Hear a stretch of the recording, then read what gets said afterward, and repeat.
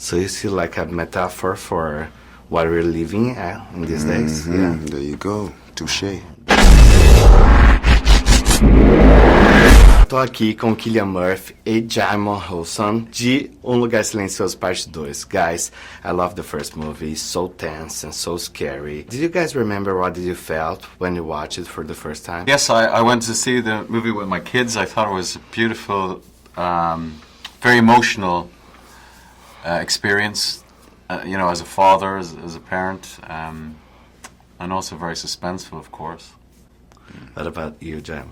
Well, wait. He didn't finish telling sorry. the true story. He didn't really finish telling you the true story because there's a notion about the story when he went to see his, see the film with his kid. He needs to finish that. Tell him. Ask him.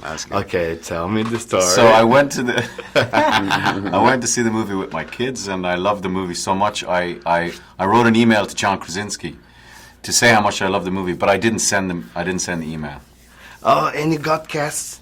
It's like fate. Yeah, right. There you go. Love that. Right. And what do you think that make this sequel as good as the first movie? I think it still deals with the purity of the human nature, and it's not so much about the creature, really.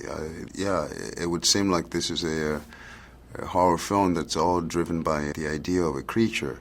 Here, it really is the people, and learning to care about the people and how they survive, and what it becomes a priority to them in order to survive in that environment. So you see like a metaphor for what we're living in these days? Yeah. There you go. Touché. That's smart. It's not just a scary movie. And you guys can tell a little bit about your characters without spoiling it. Well, I can't say much about my character other than the fact that he happens to be one of those who, surviving. What about you, Cillian? Well, same. I can't reveal too much. He goes on a real journey, and he goes on a kind of an emotional journey, I think, as well. There's so many plot twists there. It's hard to say something without spoiling it. For us too, it's hard. Yeah. And Cillian, you became like an expert in the end of the world. Yep. You did 28 Days Later, which I love, by the way. Oh, cool. And now with A Quiet Place. Why do you guys think it's so appealing in this kind of post-apocalyptic movies that people love it so much? I'm pretty sure it's because people want to put themselves in the position of the characters. And I remember watching the first Quiet Place movie and thinking, what would I, how would I react? How would I try to protect my kids? So that's what people like, I think, is thinking, what would I do in this situation? What about you, Djimon? I think ultimately it is that.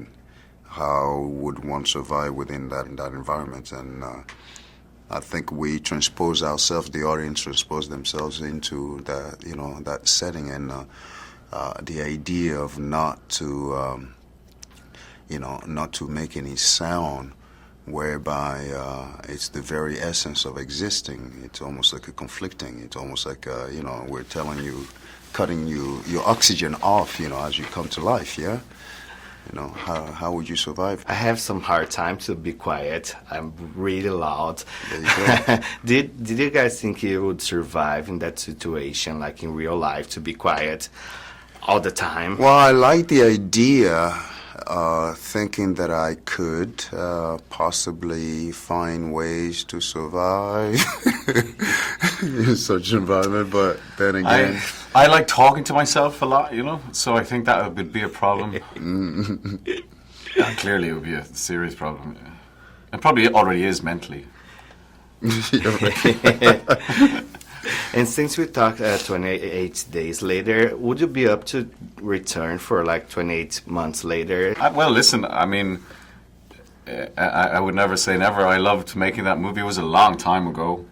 It was like almost 20 years ago, Sure. John Krasinski is one of the biggest revelations from the last years. Like, he's as director, it was such a breakthrough. How was working with him, and how do you think he creates such tense scenes? He's a phenomenally gifted director. We both recognize that immediately. He's really From the talented. first one, you could tell that he really has a talent in creating suspense, and obviously, he's an actor, a very accomplished actor himself, and so he does have an affinity, certainly a very fine way of approaching and addressing an actor, and so that's beautiful to be directed by him. Yeah, it was beautiful.